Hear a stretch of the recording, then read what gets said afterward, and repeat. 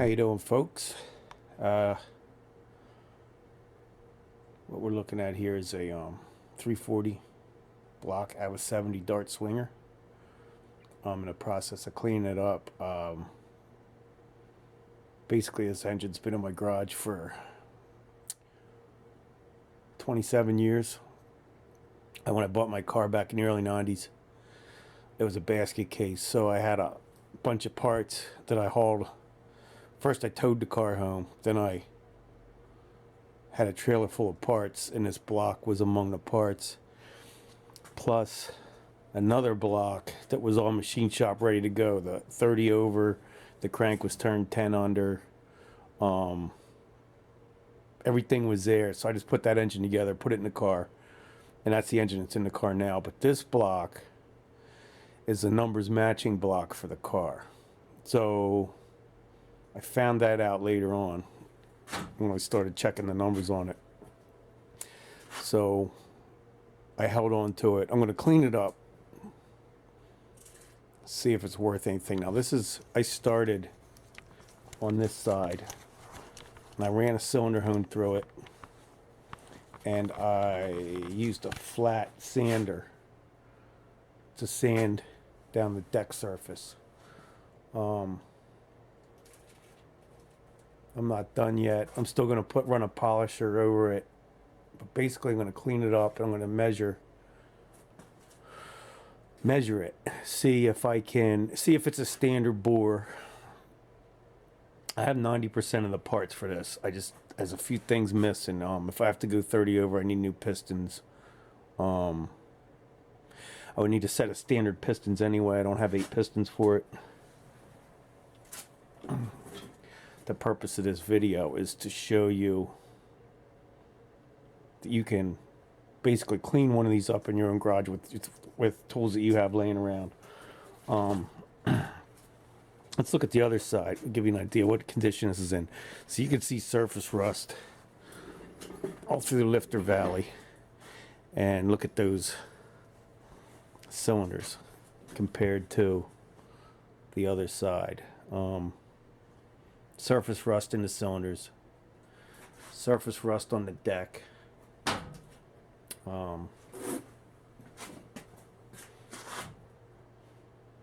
surface rust on every machine surface. But as I said, I ran a cylinder hone down there.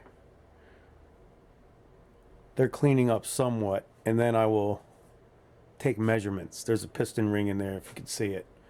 You can measure cylinder taper with a piston ring and feeler gauges. You need to know what size your bore is because you gotta have the right size ring in there.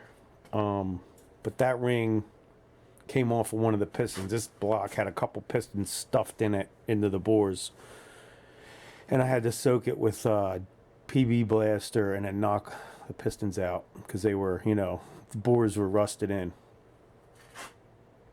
But types of tools I use so far,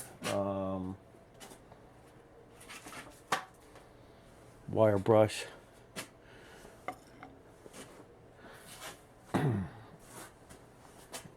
sander with 150 grit sandpaper. Use that on the deck surfaces, all the flat surfaces. I will go back over them later with a cookie and a air die grinder with a little, what is it, 3-inch cookie. Electric drill with a cylinder hone.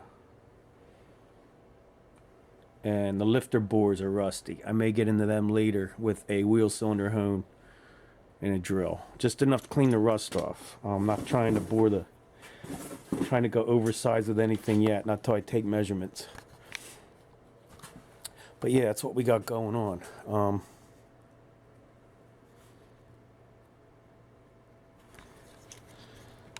One other thing I wanted to mention, if you're going to get into anything like this, short of going on the internet and watching somebody do it, you might also get a book. I've had this book for 25 years. There's also a companion to this, How to Hot Rod Your Small Block Mopar. I do have that also. I just don't know where it is right now. For some reason, I found this one, but I didn't find the other one, which is strange because they were always kept together.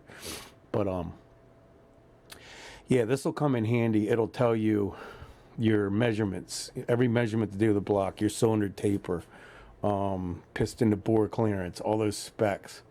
How to rebuild your small block Mopar by Don Taylor and Larry Hofer. It's an old book. You can see the guy on the cover is probably from the late 70s, early 80s.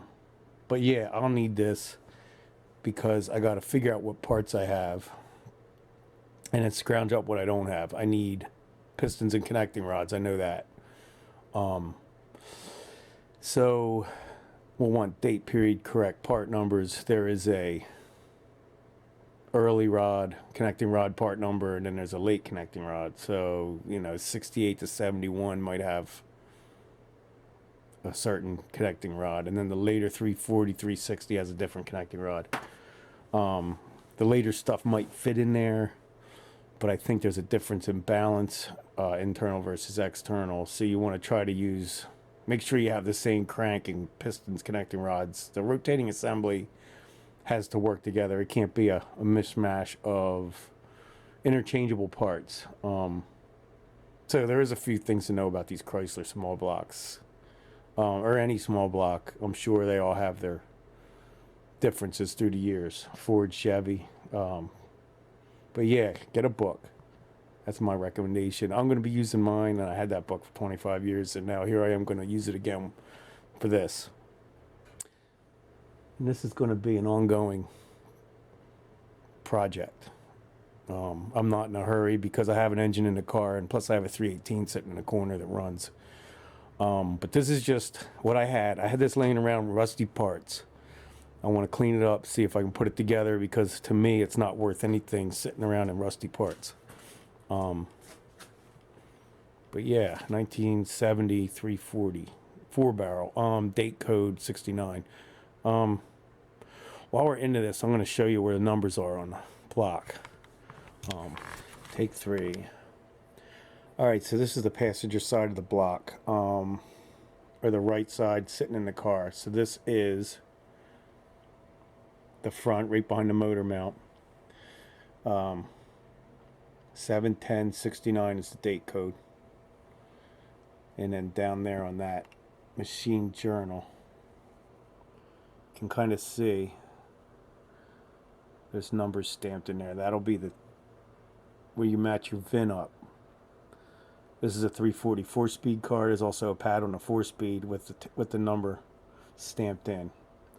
So there's like VIN numbers in various places of the car, but this is how I know this is the numbers matching block. There's like a DN again at the casting plant. I think that's day shift, night shift.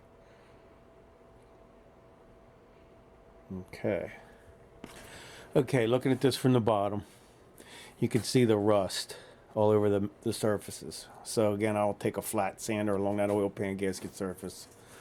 You can get a little bit of a shot of the honed cylinders. Let me get some light on that.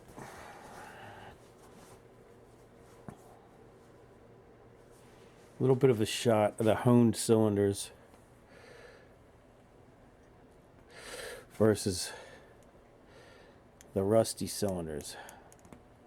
So we're going to see how this thing cleans up. It's basically surface rust from sitting in a garage for almost 30 years. But another thing I wanted to show you, this would be the driver's side bottom. The starter would be mounted right up in here somewhere. And you look up, and this is looking at it upside down. But you can see it says 340 right here. So if you ever want to know what small block's in your Mopar, just crawl under it right in front of the starter, look up. You should see 273, 318, 340, or 360. Just on these numbers there. There's a big long number, a hyphen, 3 numbers, a hyphen, and then 1 number. You can see the 340 there. I did that one time. I worked in a garage. A guy came in with a 68 Plymouth satellite. put it on the lift. He's like, it's a 318. I'm looking at it like, it might be a 273. And then I just put it up and looked at that number, and right there it said 273. And the guy didn't even know he had a 273. So, but yeah, Mopars are pretty easy to identify. And that's that. There'll be more to come on this. As I get it cleaned up, I'll make other videos and try to keep y'all updated with